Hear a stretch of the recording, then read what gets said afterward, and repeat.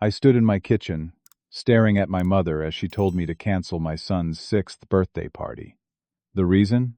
My sister's twins wouldn't feel special enough if Ethan had a celebration.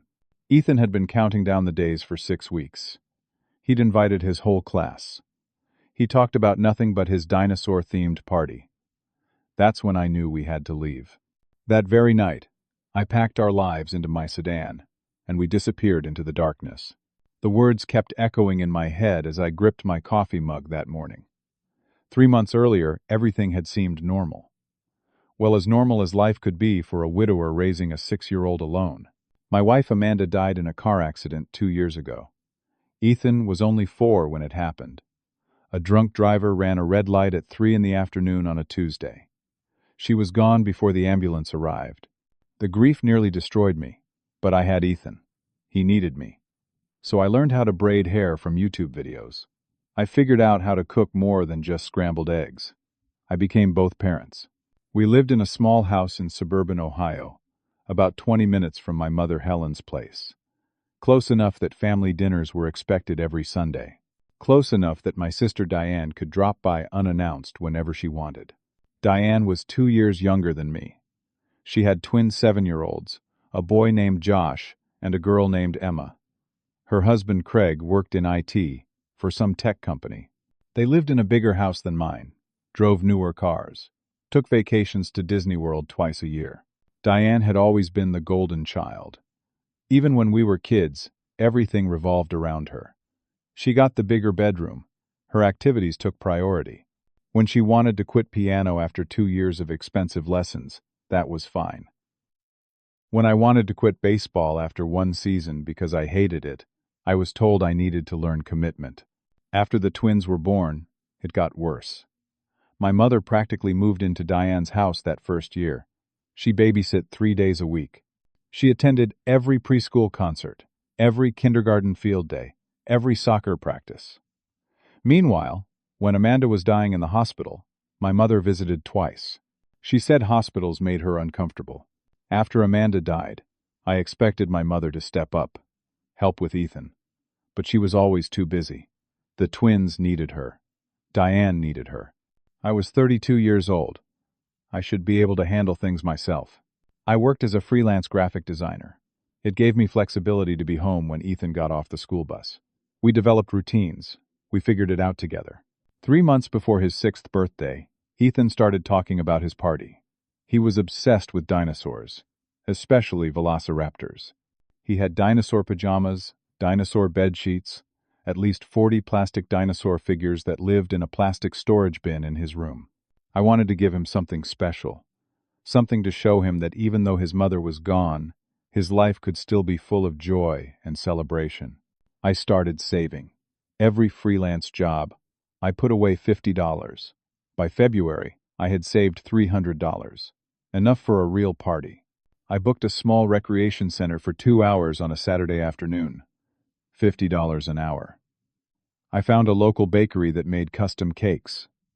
Ordered a 2-tier chocolate cake decorated with fondant dinosaurs, $120. I bought decorations online, paper plates with T-Rex designs, matching cups and napkins. Ordered a dinosaur piñata from Amazon. Ethan and I made invitations together at the kitchen table one evening. He colored each one with crayons while I wrote out the details. We invited his entire kindergarten class, 20 kids. Every night at dinner, Ethan talked about his party. He'd planned every detail in his mind. They'd play dinosaur egg hunt. They'd have dinosaur races. Everyone would get to take home a small plastic dinosaur as a party favor. I watched my son's excitement grow with each passing day, and it filled me with a happiness I hadn't felt since Amanda died. This was what parenting should be, creating moments of pure childhood joy. 4 days before the party, I drove to my mother's house. I brought a special invitation I'd made on my computer, with Ethan's name in big letters and a velociraptor graphic I'd designed myself. My mother opened the door, saw me, and her smile was thin. She'd been different since Amanda died. Colder somehow, like my grief was an inconvenience. I followed her into her living room. The walls were covered with framed photos of the twins, school pictures, Soccer team photos, holiday portraits. There was one picture of Ethan, from when he was 3, buried among them. I handed her the invitation. She looked at it without opening it. What's this? Ethan's birthday party invitation. It's this Saturday at 2. She opened it slowly. Read it. Her expression didn't change. We need to talk about this, Sebastian. Something in her tone made my stomach tighten. I sat down on her floral couch, the same one from my childhood. What's there to talk about? It's just a birthday party. She sat across from me in her recliner, folded her hands in her lap. She looked at me the way she used to when I was a teenager, and had disappointed her somehow. Diane called me yesterday. She's very upset. Upset about what? About this party you're planning. The twins are going through a difficult time right now. They're struggling with self-esteem issues. Having this big celebration for Ethan would make them feel inadequate and overlooked. I stared at her, waited for the punchline. There wasn't one. Mom, this is Ethan's birthday. The twins have parties every year. That's different. The twins need extra support right now. They're sensitive children. Ethan is sensitive too. He lost his mother. He deserves to feel special on his birthday. My mother's face hardened. Ethan has you. He has a parent who's there for him every day. The twins need their whole family's attention right now. Diane is struggling. She needs our support. I felt heat rising in my chest. What about my son? What about supporting him? You're being selfish, Sebastian. The word hit me like a slap. Selfish. For wanting to give my 6-year-old son a birthday party. I've already booked everything. The invitations are out. Ethan has been excited for months. My mother stood up, walked to her kitchen. I followed her. Then you need to cancel, she said, her back to me. She was filling a glass with water from the tap. I'm not canceling my son's birthday party. She turned around. Her eyes were cold. Then you're being selfish. You're putting your son's wants above your sister's needs. Mom, this is insane. It's a children's birthday party. It's more than that. It's about family, about being considerate. Diane has asked you for this one thing, and you're refusing. She hasn't asked me anything. She told you to tell me to cancel. My mother set down her glass, picked up her phone from the counter. I'm calling her right now. You two need to talk this out. Before I could object, she dialed. Put it on speakerphone. Diane answered on the second ring. Mom? Diane, Sebastian is here. He's refusing to cancel Ethan's party. There was a pause. Then Diane's voice came through, already agitated. Are you kidding me? Sebastian, do you have any idea what you're doing to my children? I'm throwing a birthday party for my son. That's all. That's not the point. The point is, my kids have been traumatized by always being in Ethan's shadow, and you don't even care. I almost laughed. It was so absurd. They've never been in his shadow, Diane. You throw them elaborate parties every year. They get everything they want. That's not true. You're always trying to compete with me. Always trying to make yourself look like the better parent. This was new territory. I'd never competed with Diane. I barely had time to compete with anyone. Diane, I'm not competing with you. I just want to celebrate my son's birthday. You've always been selfish, Sebastian. Always. Remember when I needed you to babysit the twins when they were 3 and you said no because you had some stupid design project? Or when I asked you to help me move and you claimed you had the flu? She was digging up incidents from years ago, things I barely remembered. And she was twisting them, making them sound worse than they were. My mother stood next to the phone, nodding along with everything Diane said. This is ridiculous, I said. I'm having the party. Then you're choosing to hurt this family, Diane said. Her voice had that theatrical quality she used when she wanted sympathy. You're choosing your pride over your family's well-being. No, I'm choosing my son's happiness. My mother ended the call, looked at me with something close to disgust. Here's what's going to happen. You cancel the party, or you cancel your relationship with this family. The ultimatum hung in the air between us. You'd cut me off over a birthday party? I'd cut you off for hurting your sister and your niece and nephew. Sebastian, you need to think about what matters here. Family matters. Being part of a family means sacrifice. It also means supporting each other. When was the last time you supported me? She ignored the question. Started listing ways she'd supposedly helped me since Amanda died. Most of them were exaggerated or outright false. She'd watched Ethan maybe 3 times in 2 years. She'd brought over a casserole once. She'd called to check on me maybe twice a month. If you go through with this party, don't expect me or anyone else to attend. And don't come crying to me when you need help. I stood there in her kitchen, this woman who was supposed to be my mother, and felt something crack inside me. I'm having the party, Mom. Ethan deserves to be celebrated. She crossed her arms. Then you've made your choice, and you'll regret it. I left without another word. Drove home with my hands shaking on the steering wheel. That night, I tucked Ethan into bed. He asked if Grandma was excited about his party. I lied. Told him she couldn't wait. After he fell asleep, I sat in the living room in the dark, replayed the conversation in my head, tried to make it make sense. It didn't. My mother was willing to cut me off because I wouldn't cancel my son's birthday party. Diane was calling it selfish to celebrate my child. I thought about calling them back, apologizing, canceling everything, making peace. But then I thought about Ethan's face when we'd made those invitations. The way he talked about his party every single day, the excitement in his voice. He'd already lost his mother. I wouldn't let him lose his 6th birthday, too. I went to bed determined to stand firm, no matter what. 2 days before the party, at 7 in the evening, my doorbell rang. I was helping Ethan with a dinosaur puzzle at the dining room table. We were almost finished, just the corner pieces left. I opened the door expecting maybe a delivery. Instead, my mother, Diane, Craig, and the twins pushed past me into my house. They didn't ask permission. Didn't wait to be invited in. Just walked into my home like they owned it. Ethan looked up from the puzzle, saw his cousins. His face brightened for a second, then fell when he saw the expressions on the adults' faces. Diane marched into my living room, stood in the center like she was about to give a speech. Craig positioned himself behind her, arms crossed over his chest. He was a big guy, over 6 feet, worked out regularly. The posture was meant to intimidate.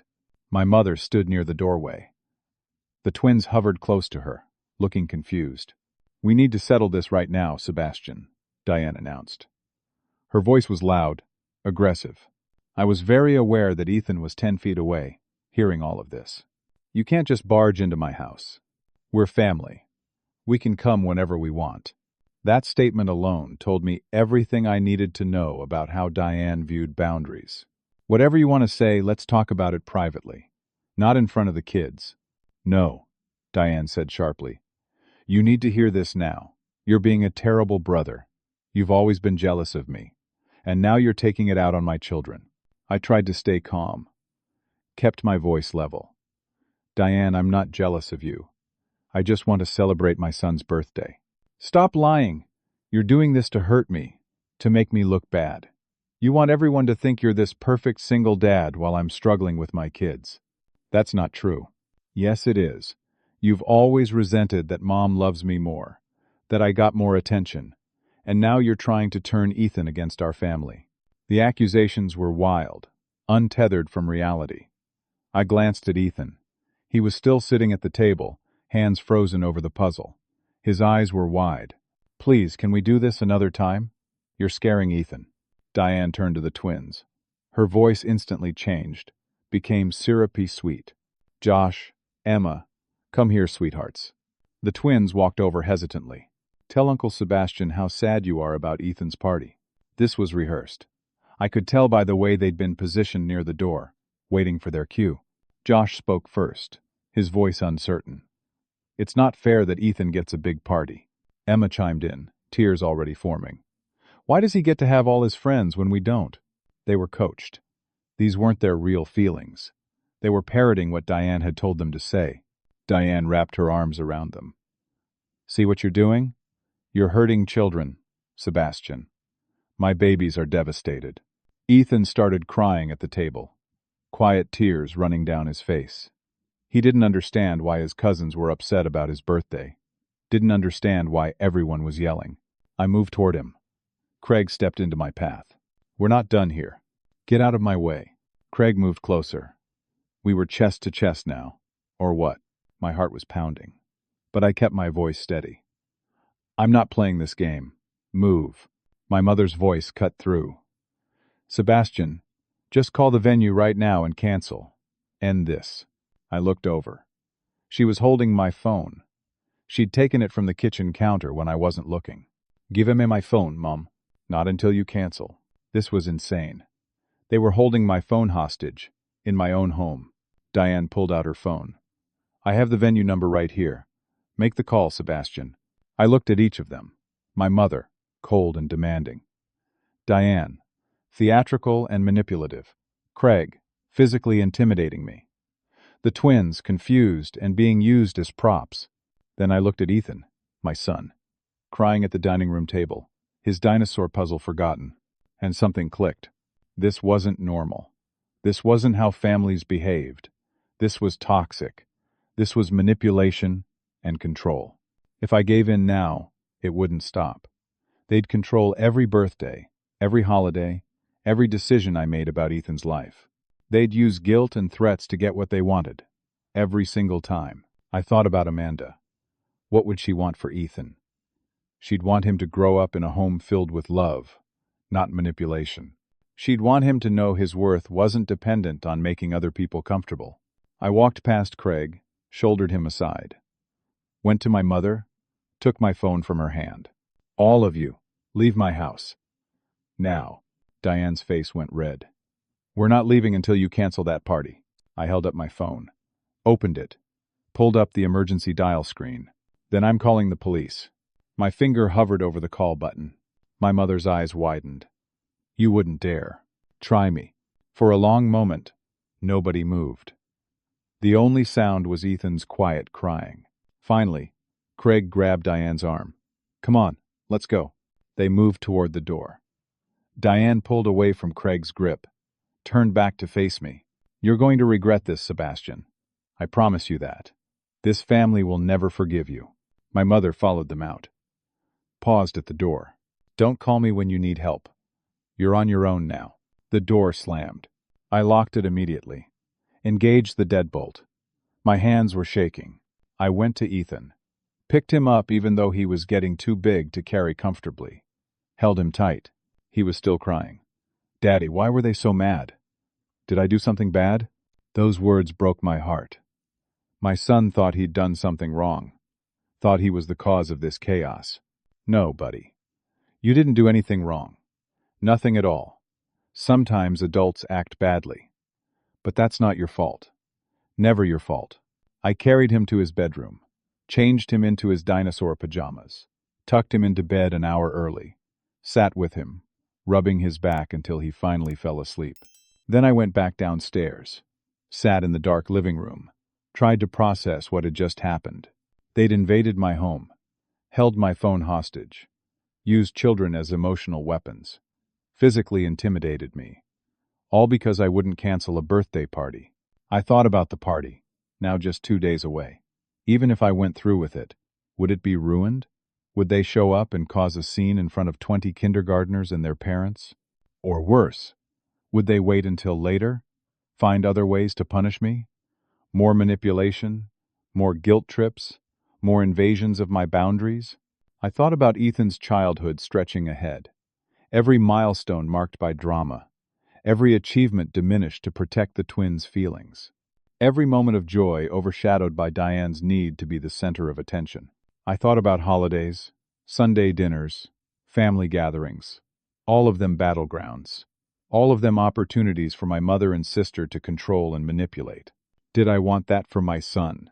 Did I want Ethan to grow up believing that love was conditional? That his worth depended on making himself smaller so others could feel bigger? I went to Ethan's room at 3 a.m, stood in the doorway, watching him sleep. He looked peaceful, innocent. He deserved better than this. In that moment, I made a decision. We were leaving. Not next month or next year. Now, tonight. I moved quickly, quietly. Pulled 2 large suitcases from the hall closet. Packed clothes for both of us. Enough for a month. Packed Ethan's favorite toys, his stuffed velociraptor, his dinosaur books. Went to my home office. Grabbed my laptop, external hard drives with all my design work.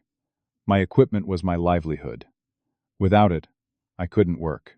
I went to my bedroom, opened my dresser drawer, pulled out the wooden box where I kept emergency cash. $3,000. Money I'd been saving for years. For emergencies. This qualified.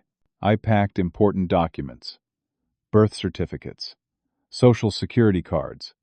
Amanda's death certificate. The life insurance paperwork. Ethan's medical records.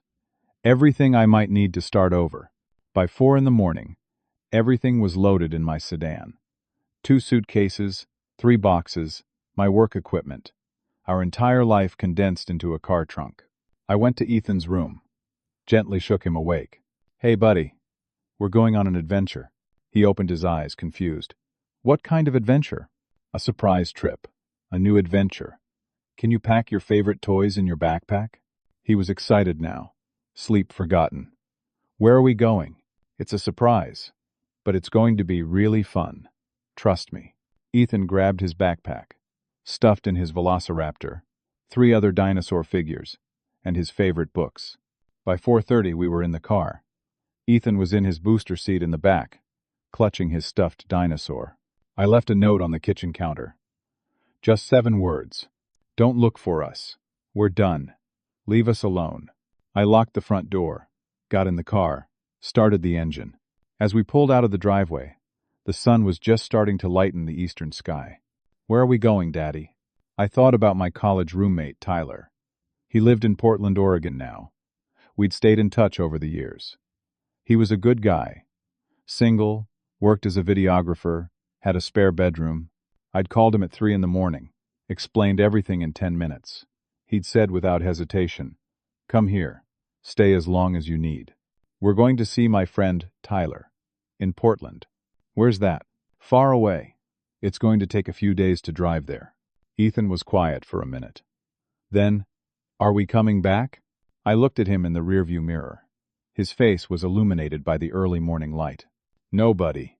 We're not coming back." "What about Grandma and Aunt Diane?" "We're going to live somewhere new. Just you and me." He thought about this, then nodded. "Okay, Daddy." We crossed the state line into Pennsylvania as the sun fully rose. I felt terror and relief in equal measure. We were free. And there was no going back. We drove for 3 days. Took turns sleeping in cheap motels and driving through the night. Ethan thought it was an adventure. He watched the landscape change through the car window, pointed out mountains and rivers, counted license plates from different states. Tyler met us in his apartment parking lot when we arrived. He was the same as I remembered from college. Tall, bearded, easy smile. He hugged me hard. "You made it." "Yeah, we did." His spare bedroom was already set up. Clean sheets on the bed, a lamp on the nightstand. He'd even bought a small bookshelf and put some children's books on it. Figured the little guy might need some stuff to read. Ethan was shy at first, hiding behind my leg. But Tyler crouched down to his level. "I'm Tyler. You must be Ethan. Your dad told me you really like dinosaurs." Ethan nodded. Tyler pulled something from his pocket. A small plastic velociraptor, still in its package. "I got this for you. Thought you might need a new friend for your collection." Ethan's face lit up. Took the dinosaur carefully. "Thank you." Just like that. They were friends. We stayed with Tyler for 2 weeks. I spent the first few days just recovering, sleeping more than I had in months, processing what we'd done. Tyler gave me space, but was there when I needed to talk. He listened to the whole story one night over beers after Ethan went to bed. "Your family sounds toxic as hell, man." "Yeah. I think I knew that but didn't want to admit it." "You did the right thing. Getting out. Protecting your kid." "I hope so." Within a week, I enrolled Ethan in a local elementary school. The principal was understanding when I explained we'd relocated suddenly. They had space in the first-grade class. Ethan's teacher was a woman in her 50s named Mrs. Patterson. Kind eyes, patient demeanor. She took Ethan under her wing immediately. After his first week, she pulled me aside at pickup. "Ethan is adjusting beautifully. He's making friends already. He seems like a very resilient child." Resilient. Such a kind way to describe what my son had been through. I started job hunting immediately, updated my portfolio website, reached out to contacts, applied to freelance gigs on job boards. Within 2 weeks, I had my first contract. A tech startup in Portland needed brand identity work, logo design, website mock-ups, marketing materials. They offered $4,000 a month for ongoing work. It wasn't a fortune, but it was enough. Enough to start over. After a month, Tyler helped me find an apartment, a small 2-bedroom in a quiet neighborhood, ground floor unit with a tiny patio. The rent was $900 a month, manageable. We moved in on a Saturday. Tyler helped me carry boxes. We spent the afternoon unpacking. That evening, Ethan and I painted his bedroom together. He'd chosen the color himself at the hardware store, a soft blue-gray that he said reminded him of dinosaur eggs. We painted dinosaur silhouettes on one wall using stencils I'd found online. A T-Rex, a Triceratops, a Stegosaurus. Ethan helped with the smaller ones, his little hands careful with the brush. That night, he fell asleep in his new room, in his new bed, surrounded by his dinosaurs, and he smiled in his sleep. Over the next few months, I watched my son transform. In Ohio, he'd been anxious, quiet at family gatherings. He'd had a habit of making himself small, speaking softly, not drawing attention. At our old house, he'd have nightmares 3 or 4 times a week. I'd find him crying in his bed, unable to articulate what scared him. In Portland, he blossomed. He made friends at school immediately. His best friend was a boy named Lucas who lived 2 blocks away. They bonded over their shared love of dinosaurs and superheroes. Soon, Jackson joined their trio. The 3 of them were inseparable. Ethan brought home artwork from school every week. Crayon drawings of dinosaurs, paintings of our new apartment, a clay sculpture of what he claimed was a brachiosaurus, but looked more like a blob with a long neck. I displayed everything on the refrigerator. His teacher sent home glowing progress reports. Ethan was excelling in reading. He loved math. He participated enthusiastically in class discussions. I signed him up for a local soccer league. I'd never played soccer myself, but I figured I could learn. I ended up becoming an assistant coach, learned the rules from YouTube videos. Spent Saturday mornings on a muddy field watching 6- and 7-year-olds chase a ball in a chaotic swarm. Ethan loved it. Scored his first goal in the 3rd game of the season. Ran to me afterwards, face beaming. "Did you see, Daddy? Did you see?" "I saw, buddy. That was amazing." He didn't have nightmares anymore. He laughed more. Made jokes. His teacher said he was thriving. 2 weeks after we'd arrived in Portland, I'd finally given him the birthday celebration we'd planned. Not the big party with 20 kids. Something smaller, more intimate. Just Tyler, Ethan, and me. We went to the Oregon Zoo, spent the whole day looking at animals. Ethan was most excited about the reptile house, claimed he could see the dinosaur ancestry in the lizards and snakes.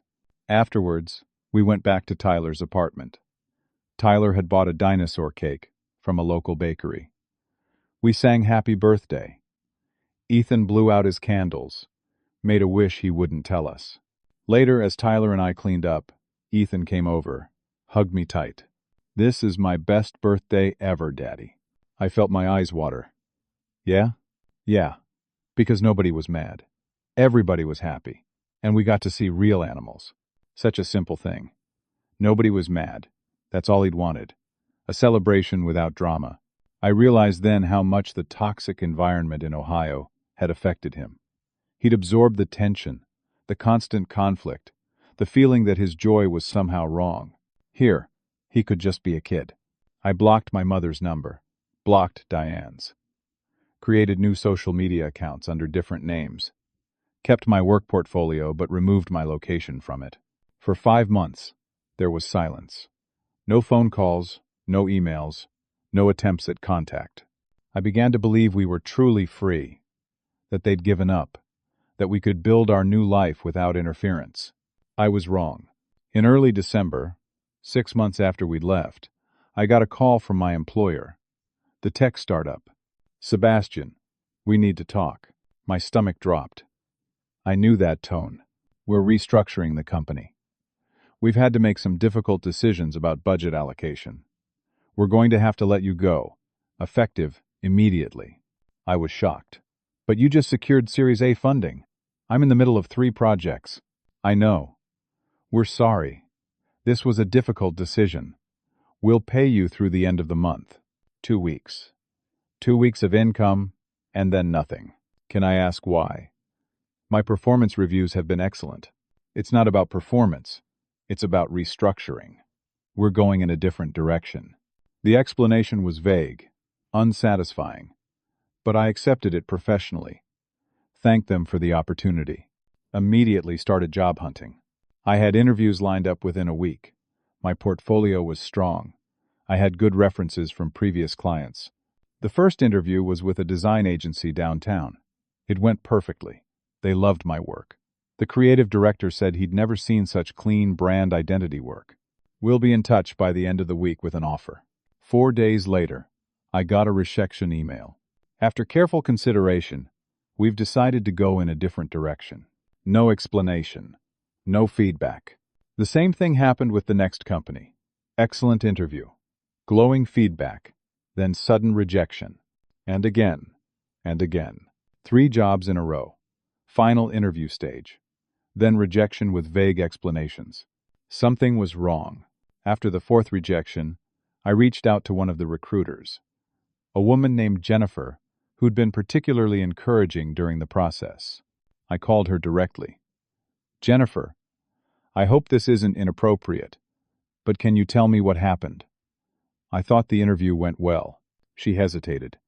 Sebastian, I probably shouldn't tell you this. Please. I need to know. She sighed. Off the record, we received a reference call. Someone claiming to be a former colleague. They said you'd been fired from multiple positions for incompetence and unreliability. That you had anger issues and were difficult to work with. My blood went cold. But I didn't list any references yet. I know. That's why it stood out. This person contacted us proactively. Said they felt obligated to warn us. Did they give a name? I don't remember.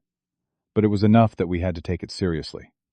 We couldn't risk hiring someone with those kinds of red flags. After I hung up, I sat in my apartment, mind racing. Someone was calling companies I applied to, sabotaging my applications. Someone who knew where I was applying in real time. Only one person would do this. Diane. But how did she know where I was applying? I opened my laptop, started checking security settings, ran a malware scan, found it. Keylogger software, hidden deep in my system files. It had been installed months ago, maybe years ago. Diane's husband Craig worked in IT. He'd visited our house in Ohio several times. Always offered to fix my computer when I mentioned it was running slow. He must have installed it then. They'd been monitoring my computer remotely, seeing every email, every job application, every website I visited. They knew where I was applying, and they were calling ahead, poisoning the well. I removed the software immediately, changed every password, enabled 2-factor authentication on everything, but the damage was done. 4 companies had already received those calls. My reputation in Portland's design community was tainted. I spent the next week applying to more jobs, but I was careful now. Used a library computer for applications. Assumed everything I did on my own devices was potentially monitored. Got a few interviews, a couple of callbacks, but nothing panned out. My savings were draining. 2 months of no income. $3,000 gone, spent on rent and groceries and Ethan's needs. I started taking gig work, delivered food through an app, took on small design projects for $50 here, $100 there. Started working night shifts at a warehouse, packing boxes for an online retailer. I was sleeping 4 hours a night, working constantly, trying to keep us afloat. Ethan didn't know how bad things were. I kept his life normal. He went to school, played soccer, had playdates with Lucas and Jackson. But I was drowning.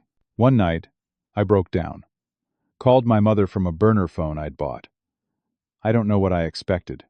Maybe an apology. Maybe acknowledgement that what they were doing was wrong. She answered on the 3rd ring. Hello? Mom, it's Sebastian. Silence. Then, I wondered when you'd call. You hired a private investigator to find us. Diane's been sabotaging my job applications. Come home and apologize. And this all stops. Just like that. No denial. No pretense. Apologize for what? For protecting my son? For abandoning your family? For hurting your sister? For being selfish? You canceled Ethan's birthday party because it might upset Diane's kids, and you ran away instead of being reasonable. Diane's children have been struggling because of you. You left without a word. You've caused this entire family immense pain. The circular logic was maddening. I was the villain in her story. Everything they'd done was justified because I'd had the audacity to set boundaries. Tell Diane to stop calling my employers, or I'll file a police report. My mother laughed. Actually laughed. You can't prove anything, Sebastian. And even if you could, who would believe you? You're the one who kidnapped his own child and fled across the country. You're unstable. Everyone can see that. I didn't kidnap anyone. He's my son. You took him away from his grandmother, from his family. That's alienation. That's abuse. She was rewriting history, making herself the victim. Stop sabotaging me. Please. I'm just trying to provide for my son. Then come home. Apologize to your sister. Make this right. There's nothing to make right. I did nothing wrong. Then enjoy your consequences. She hung up. I sat there, phone in hand, realizing they were never going to stop. This wasn't about a birthday party anymore. This was about control, about punishing me for daring to leave.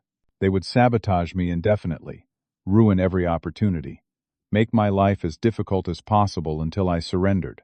But I wouldn't. I couldn't. Ethan was happy here, thriving. I could see the difference in him every day. I'd endure anything to protect that. 2 weeks after that phone call, I was coming home from my warehouse shift at 6 in the morning, exhausted, smelling like cardboard and sweat, looking forward to a shower and maybe 3 hours of sleep before Ethan woke up. There was a note taped to my apartment door. I pulled it off. An official-looking document. Child Protective Services wanted to speak with me immediately regarding a report of possible neglect. My hands started shaking. I called the number with trembling fingers. Got connected to an investigator named Donna Williams. Mr. Sebastian, thank you for calling. We received a report concerning your son Ethan.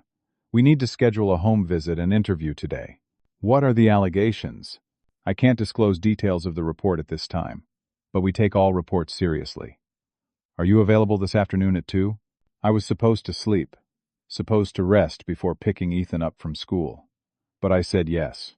I spent the morning cleaning the apartment frantically, made sure the refrigerator was fully stocked, straightened Ethan's room, gathered documents. School records showing Ethan's excellent attendance and grades. Medical records showing he was up to date on all vaccinations. Tyler came over at noon. I'd called him in a panic. They're trying to take him. They're not going to take him. Your apartment is clean. Ethan is healthy and happy. This is a vindictive report. The investigator will see that. What if they don't? Then we'll fight it. But it won't come to that. Donna arrived exactly at 2. She was in her 40s, professional, accompanied by another social worker named Mark. They spent 3 hours in my apartment, inspected every room, opened closets, looked in the refrigerator, checked the bathroom, examined Ethan's bedroom in detail, looked at his clothes, his toys, his bookshelf, asked me detailed questions about my work schedule, how I afforded rent, who watched Ethan when I worked nights. I explained everything, showed them my work history, told them about Tyler helping with childcare, showed them my bank statements proving I was paying bills on time. They asked about family, why we'd moved to Portland. I was honest, told them about the toxic relationship with my mother and sister, the manipulation, the way they'd invaded my home in Ohio. Donna took notes. Expression neutral. Then they interviewed Ethan, took him into his bedroom, closed the door. I waited in the living room, heart pounding. 20 minutes later, they came out. Ethan looked confused but not upset. They called his school. Spoke to Mrs. Patterson. I could hear her end of the conversation. Ethan is one of my best students. Always prepared, always engaged. His father is very involved. Comes to every parent-teacher conference. Volunteers at field trips. After she hung up, Donna closed her notebook. Mr. Sebastian, based on our assessment, I see no evidence of neglect. Ethan is well cared for. He's thriving academically and socially. Your home is safe and appropriate. This case will be closed as unfounded. Relief flooded through me so intensely I almost collapsed. Thank you. Donna paused at the door, lowered her voice. Off the record, this feels like a vindictive report. Someone trying to use the system to harass you. If we receive another report with similar baseless allegations, we'll note the pattern. That can actually work in your favor. After they left, I sat on the couch. Tyler sat next to me. See? I told you, but I was shaking. Not with relief. With rage. They'd called CPS. Tried to have Ethan taken away. Used the system as a weapon. That night, I couldn't sleep. Lay in bed staring at the ceiling, thinking about what could have happened. If the investigator had been less thorough, if Ethan had said the wrong thing, if Mrs. Patterson hadn't given such a glowing report, they could have taken my son, put him in foster care while they investigated, traumatized him all over again, all because Diane wanted to punish me. I called Tyler the next morning, then called an attorney. His name was Marcus Chen, mid-40s, specialized in family law. His office was downtown, small but professional. I brought every document I had, every text message, every email, every piece of evidence showing the pattern of harassment. He reviewed it all. Took 2 hours. Sebastian, they're escalating. The CPS call was meant to terrorize you. It worked, I understand. But here's the thing. You have a strong case for harassment and defamation. We could countersue. How much would that cost? He quoted me a number. $10,000 minimum. Maybe 15 if it went to trial. I didn't have it. Barely had rent for next month. Then we focus on defense. Document everything. Every phone call, every interaction, every incident. Record conversations when possible. Oregon is a one-party consent state, so you can legally record without their knowledge. Build your case. If they escalate further, we'll be ready. I started keeping a detailed log. Every strange call, every suspicious job rejection, every piece of evidence. Bought a notebook. Wrote down dates, times, what happened. Saved screenshots of everything. If they wanted war, I'd be prepared. But that night, alone in my apartment after Ethan went to sleep, I thought about giving up, going back to Ohio, apologizing, letting them win. Maybe it would be easier. Maybe if I just submitted, let them control everything, the harassment would stop. I went to Ethan's room, stood in the doorway watching him sleep. He was peaceful, content, his stuffed velociraptor tucked under his arm. I thought about what he'd been like in Ohio, anxious, small, having nightmares constantly, and what he was like now.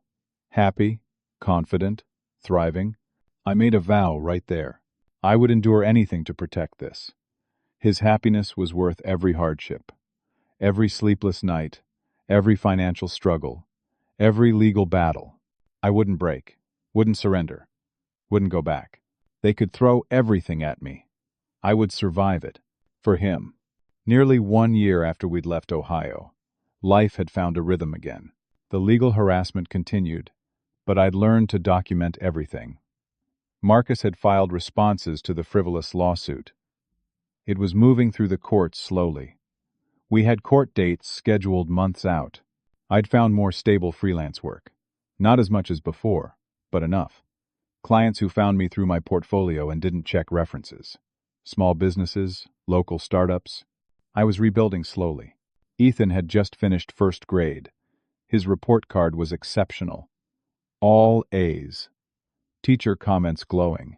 She'd written, "Ethan is a joy to have in class." His enthusiasm for learning is contagious. He'd played his last soccer game of the season the week before. His team had won the championship. Ethan scored the winning goal in the final minutes. I'd screamed so loud from the sidelines that I lost my voice for 2 days. Every day I saw the contrast between who Ethan was now versus who he'd been in Ohio. The change was remarkable. He smiled more, laughed freely, had opinions and expressed them, made jokes. His confidence had grown exponentially. On Saturday mornings, we had a routine. Peninsula Park. It was 2 miles from our apartment, had a great playground, beautiful rose garden, and was where Ethan's school friends often gathered. This particular Saturday was sunny. Perfect spring weather. Ethan was excited because Lucas and Jackson would be there. We arrived around 10 in the morning. I saw Lucas's mom, Jennifer, already there with coffee. Waved to her. Jackson's dad, Mark, was setting up a blanket near the playground. Ethan ran off with his friends immediately. They headed for the climbing structure, a complex wooden fortress with bridges and slides. I sat on a bench with the other parents, chatted about normal things.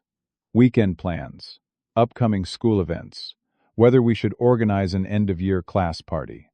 For the first time in months, I felt genuinely relaxed. This was what life should be. Normal, peaceful, watching my kid play without fear or anxiety. I glanced across the park toward the fountain, and froze. Near the fountain, unmistakable, even from 50 yards away, my mother, Diane, Craig, the twins. They were here, in Portland. At this exact park, my first instinct was panic. Grab Ethan and run. Get out before they saw us. But then I forced myself to breathe. Think rationally. This was a public park. I had every right to be here. We'd done nothing wrong. I watched them from a distance. The twins were arguing over something. Josh was crying. Emma was yelling at him. Diane looked frazzled, snapping at both of them. Craig was on his phone, completely checked out. My mother stood rigid, arms crossed, looking stern and unhappy. Even from here, I could see they were miserable. The twins were 7 now, should be in that sweet spot of childhood. But they looked stressed, unhappy. Meanwhile, on the climbing structure, Ethan was laughing with Lucas and Jackson. They were playing some kind of game involving pirates and dinosaurs, making up rules as they went. Pure childhood joy. The contrast was stark. I pulled out my phone. Texted Tyler. Family found us at Peninsula Park. Might need backup. He responded immediately. On my way. 10 minutes. I decided to stay. I was done running. Done hiding. I kept watching them. They hadn't spotted us yet. Then Josh looked across the park. Pointed. Mom. Mom. That's Ethan. Diane's head snapped up, followed his pointing finger. Before she could react, both twins started running toward the climbing structure. Ethan. Ethan! It's us! Ethan looked up from his game. Saw them. His expression shifted. Surprise, then confusion, then wariness. Josh? Emma? The twins reached the base of the structure, talking over each other. Where have you been? Why did you leave? We looked everywhere for you. Ethan climbed down slowly. We moved here. To Portland. Why didn't you tell us? Emma asked. Ethan looked genuinely confused. I don't know. We just left. Josh looked around at the park, at Lucas and Jackson still playing. Do you live here now? Ethan's whole face brightened. Yeah. I love it here. I have so many friends. He pointed to Lucas and Jackson. These are my best friends.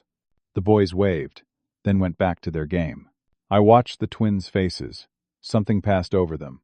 Recognition of how happy Ethan was, how easily he laughed, how comfortable he seemed. Emma said quietly, We don't have many friends. Josh added, Mom says the kids at school are mean to us. Before Ethan could respond, Diane arrived, marching across the grass like she was heading into battle. My mother and Craig behind her. Josh. Emma. Get away from him right now. The twins stepped back reluctantly. Diane reached the playground. Saw me sitting on the bench 20 feet away. Her face twisted with rage. You. I stood up slowly, kept my voice calm. Diane. My mother arrived. Looked me up and down with disgust. So this is where you've been hiding. I'm not hiding, Mom. I'm living. There's a difference. Ethan ran to my side, grabbed my hand. He looked nervous, remembered the last time he'd seen these people. The invasion of our home. The yelling. Jennifer and Mark, the other parents, had noticed the commotion, were watching with concern. Diane started immediately. No greeting, no preamble, just attack. Do you have any idea what you've put us through? Mom has been sick with worry. I left a note. I said to leave us alone. My mother's voice was ice. You ran away in the middle of the night like a criminal. I left because you were toxic and controlling. We were trying to help you. You're an unfit parent. Other parents were definitely watching now. Some had pulled out phones. Whether to call police or to record, I wasn't sure. I kept my voice level. Calm. No. You were trying to control my son's life. Cancel his birthday because it might hurt your kid's feelings? That's not help. That's manipulation. Craig stepped forward. Same intimidation tactic as before, trying to use his size to scare me. Watch how you talk to my wife. I didn't back down. Didn't move. Or what, Craig? You going to threaten me like you did in my house? During this exchange, the twins had drifted back toward Ethan. Were watching him with Lucas and Jackson. The three boys were laughing together, high-fiving, playing. The twins tried to join.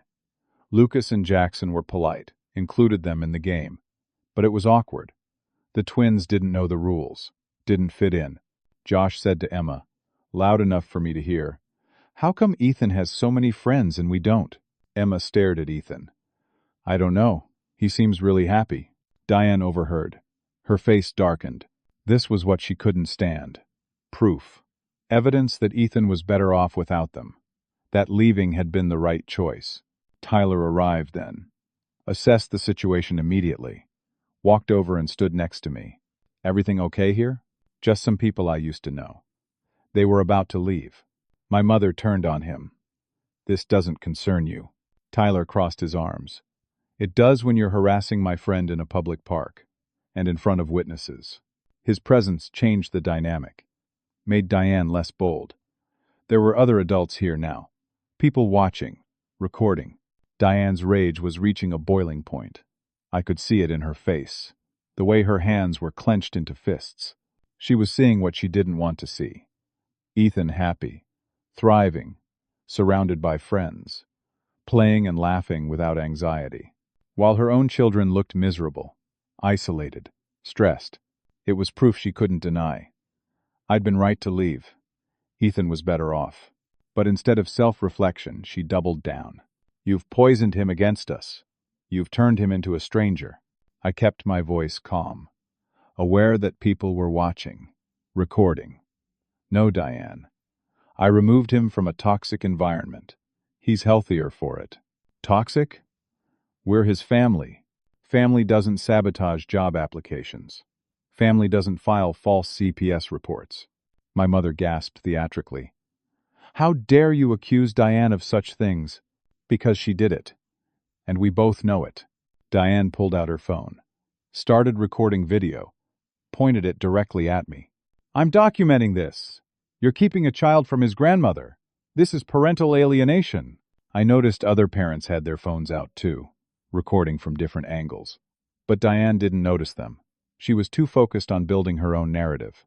She turned the camera toward Ethan. "Ethan, honey, don't you miss your grandmother? Your cousins?" Ethan pressed against my leg. Uncomfortable. Didn't answer. "See? He's been brainwashed." She started yelling louder, making a bigger scene. "Someone help! This man is keeping this child from his family." Other parents looked confused, concerned, but nobody intervened.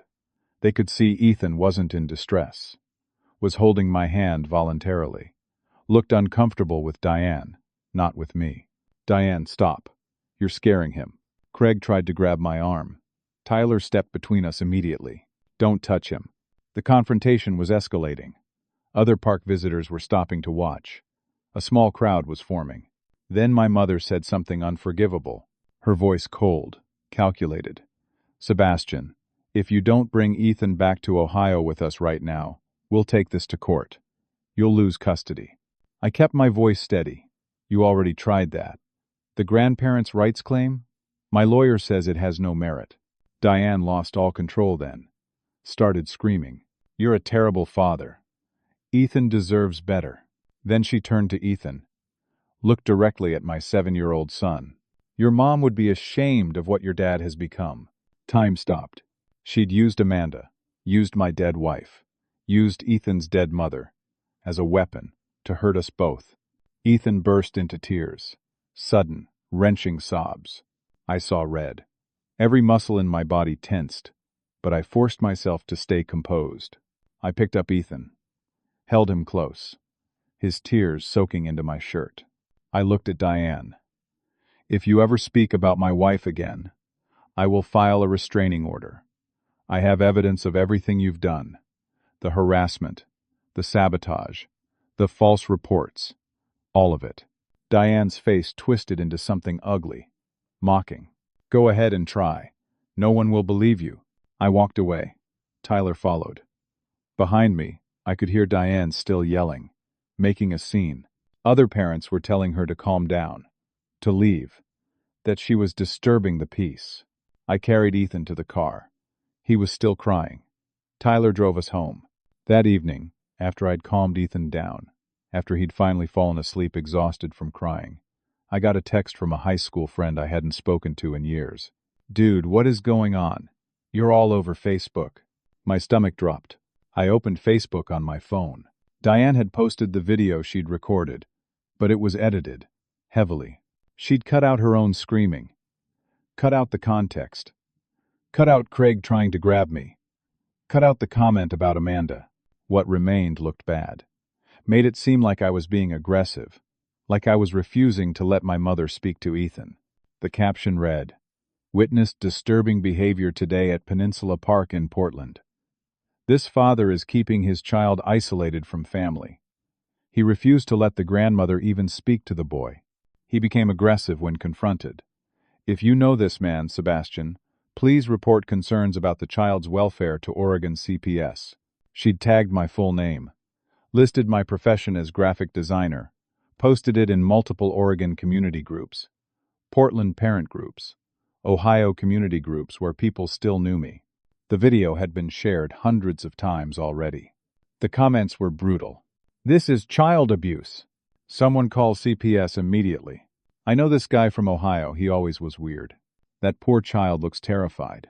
Why isn't anyone helping that boy?" My phone started blowing up. Extended family I hadn't spoken to in years. Cousins, aunts, uncles, all texting, calling, leaving voicemails. None of them asking for my side. All of them attacking. "How could you do this to Mom? You need serious help. You're destroying that boy. Come home and apologize." By midnight, the video had 3,000 shares. It jumped from Oregon groups to national parenting forums. Someone created a hashtag, Justice for Ethan, was trending in local Portland social media. Diane was in the comments, playing the concerned aunt. Someone asked, "Why did he run away?" Diane responded, "He's always had anger issues. His wife was afraid of him before she died." A complete lie. Amanda had never been afraid of me. We'd had a happy marriage. But people believed it. Someone else asked, "Has anyone called the authorities?" Diane, "We've tried. He's manipulated everyone. But we won't give up on that little boy." Another person found my LinkedIn. Started posting the video there. My professional reputation was being destroyed in real time. Someone created a Facebook group, Justice for Ethan. 500 members by midnight. Strangers discussing how to rescue my son. Posting theories about where we lived. Talking about organizing wellness checks. I sat on my apartment floor reading comment after comment. People calling me a monster. Threatening to find me. Promising they'd save my son. Tyler came over. Took the phone away. "Stop reading that poison. We're going to fix this." But I felt defeated. Crushed. Everything I'd built. The new life. The stability. The reputation. Crumbling. Clients would see this. Schools. Parents of Ethan's friends. Ethan was in his room. Still shaken from the park. Had asked me why his aunt said that about Mommy. I couldn't explain without bad-mouthing Diane. So I just held him. "She was wrong, buddy. Mommy would be proud of both of us." Tyler stayed until 2 in the morning. We talked through options. You can't let them control the narrative. You have to tell the truth. How? No one will listen. Make them listen. You have evidence, right? The documentation? The CPS report? The lawsuit papers? I did. Months of documentation. Emails, texts, court filings. Everything. Then we create your own video. Show everything. The full context. I was hesitant. Didn't want to air family drama publicly. It felt wrong. They made it public first, Tyler insisted. You're just defending yourself. I thought about Ethan. About what would happen if I didn't fight back. This narrative would follow us. Forever. People would always believe I was abusive, unstable, dangerous. Ethan would grow up with that stigma. His father, the man who kidnapped him, kept him from his family. I couldn't let that happen. Okay, let's do it. The next morning, Tyler and I started working. He was a professional videographer, had good equipment, knew about lighting and sound. We set up in my living room. I sat on the couch. Camera on a tripod. Professional microphone.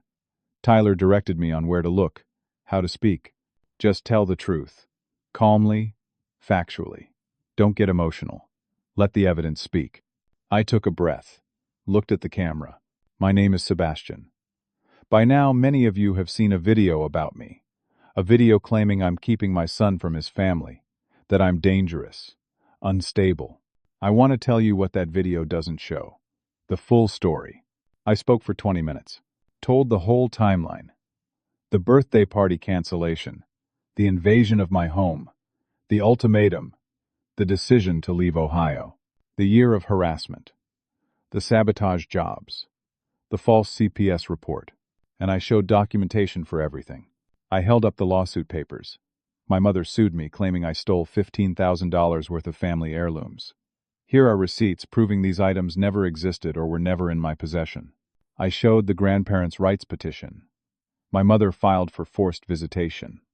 The court hasn't even scheduled a hearing because there's no merit to the claim. I showed the CPS report. Redacted for privacy, but clearly showing the unfounded conclusion. Someone called CPS claiming I was neglecting my son. The investigator found no evidence. My son is thriving. I showed screenshots. My sister's husband installed keylogger software on my computer. They monitored everything I did, called employers to sabotage my job applications. Here's proof from a recruiter who told me what happened. I showed text messages from my mother, threats about what would happen if I didn't return. Most importantly, I showed the park video from another angle. One of the other parents, Jennifer, had sent it to me, her full recording.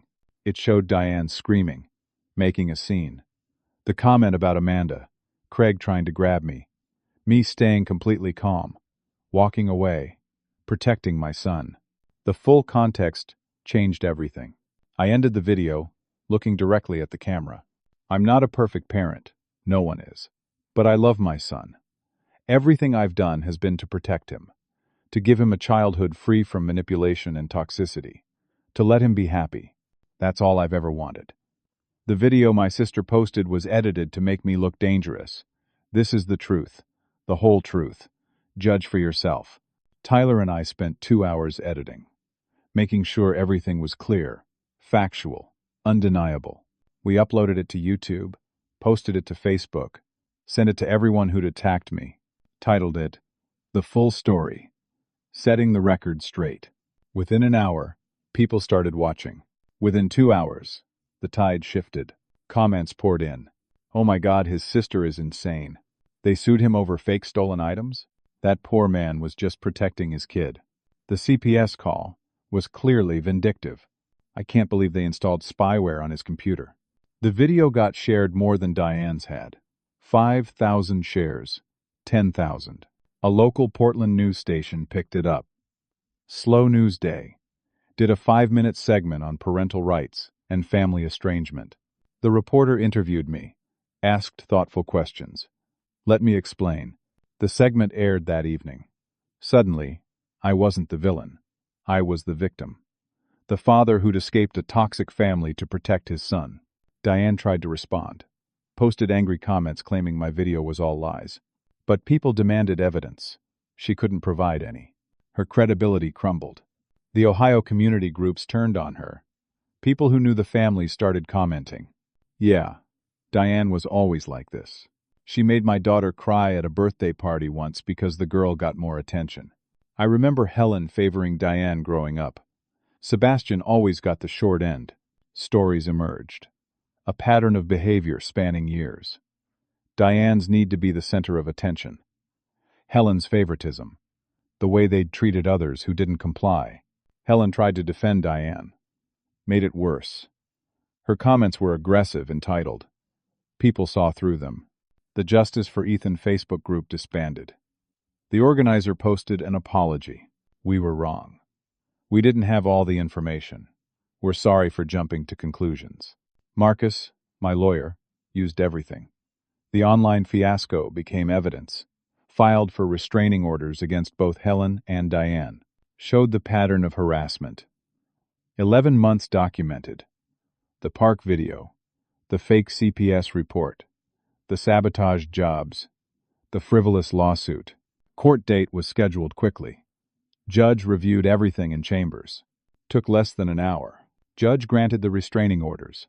Both Helen and Diane prohibited from contacting me or Ethan in any form. 500-foot minimum distance. Valid for 5 years. The judge also dismissed Helen's lawsuit with prejudice, meaning she could never refile it. Ordered Diane to pay my legal fees, $7,800. The grandparents' rights petition was dismissed too. Judge's statement was scathing. This court finds a clear pattern of harassment and manipulation. The respondents have used the legal system as a weapon. The petitioner has shown exceptional documentation and restraint. The minor child is clearly thriving in his current environment.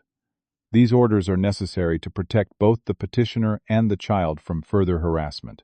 But I wasn't done. Marcus filed a defamation lawsuit against Diane. For the edited video, the false job references, the lies about Amanda, Diane's attorney advised her to settle. She refused at first, too stubborn, too convinced she was right. But the case was airtight. Video evidence, witness statements, documentation. She'd lose. Badly. After 2 months, she settled. Had to pay me $15,000. Had to post a public apology and retraction on all her social media. Had to admit the video was edited and misleading. The apology went up on Facebook, Instagram, everywhere she'd posted the original video. I made serious errors in judgment. The video I posted was edited and did not show the full context. Sebastian is not an unfit parent.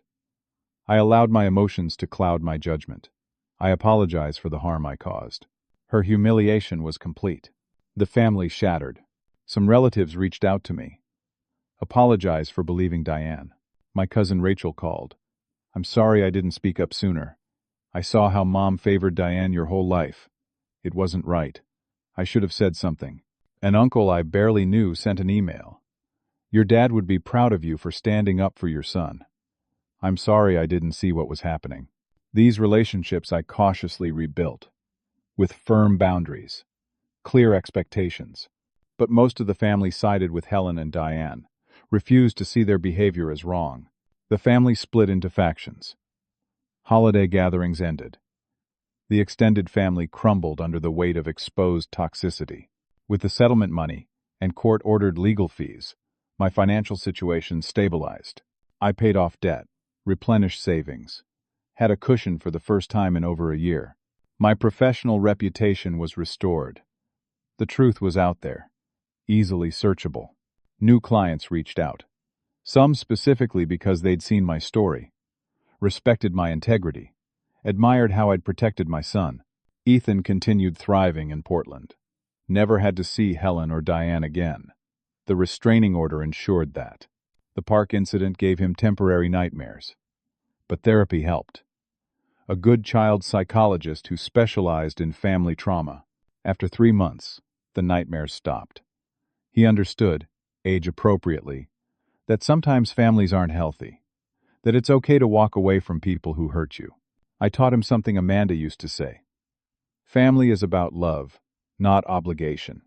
Real family wants you to be happy, not to make yourself small for their comfort. 2 years after leaving Ohio, I reflected on the journey. Was it worth it? Absolutely. Ethan was 8 now, happy, well-adjusted, surrounded by love. Not from the family I was born into, but from the family we chose. Tyler, who'd become like an uncle, to Ethan, Lucas and Jackson's families, who'd embraced us, Mrs. Patterson, and the school community. The relatives who'd reached out and apologized. Family wasn't about blood. It was about who showed up, who supported you, who wanted the best for you without conditions. I learned that protecting your child isn't selfish, that standing up to toxic family takes courage but is necessary, that blood doesn't obligate you to accept abuse. The hardest part wasn't leaving. It was standing firm when they tried to pull me back, enduring the harassment, the sabotage, the legal battles. But I did it, survived it, won. Sometimes the family you're born into isn't the family you need. And that's okay. You don't owe anyone your peace, your mental health, your child's well-being, not even your parents or siblings. Walking away from toxicity isn't running away. It's survival. It's choosing yourself and your children over dysfunction. That birthday party my mother canceled? We did eventually celebrate it. Just Ethan and me and Tyler. We went to the zoo, had cake, sang happy birthday. And it was perfect. Because it was filled with real love. Not obligation. Not guilt. Just love. That's what family should be. 3 years after leaving, Ethan and I were at another park on a Saturday morning. Different park, different playground. Lucas was there. They were inseparable now. Best friends planning sleepovers and comparing notes on dinosaur facts. Tyler walked up with coffee, handed me a cup. You good? I watched Ethan on the swings, laughing, free, happy. Yeah, I'm good. And I meant it. We were free. We were happy. We were home. So let me ask you something. Have you ever had to walk away from family to protect yourself or your children? Have you ever had to choose peace over obligation? I'd love to hear your story in the comments below. If this story resonated with you, please hit that like button. It helps more people find these stories and know they're not alone in dealing with toxic family dynamics. And if you want to hear more stories about overcoming family betrayal and finding strength in difficult situations, please subscribe to the channel. We share new stories every week. Share this video with anyone who might need to hear it. Someone dealing with family manipulation. Someone questioning whether they're wrong for setting boundaries. Someone who needs to know that choosing yourself isn't selfish. Thank you for listening to my story. Thank you for being here. I hope wherever you are in your own journey, you find the courage to protect your peace and your family's happiness. Take care of yourselves. And remember, real family wants you to thrive, not just survive.